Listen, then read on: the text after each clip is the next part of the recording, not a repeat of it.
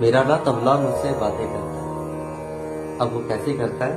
ताना तुन्ना ताता तुन्ना टिट टिट टिट टिट टिट टिट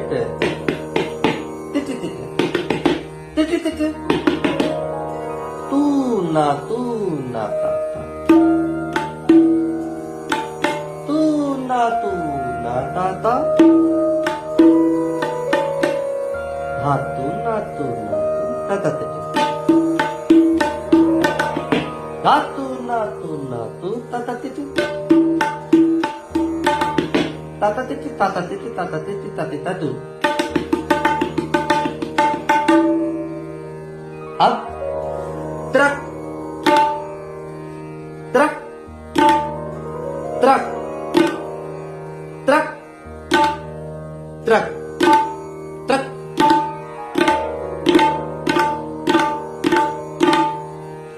तो ऐसा बातचीत मेरी तबले के साथ होती है। एक्चुअल में म्यूजिशियन हमेशा अपने साज के साथ बातें करता है, क्योंकि हमारी आपसी कनेक्टिविटी बनी होती है और ऐसे ही साज इंसान के साथ बातें करते हैं। सो इसमें कोई दोहराई नहीं कि भाई कि साज इंसान से बातें नहीं करते। तो आज मेरा तबला ऐसे मुझसे बातें कर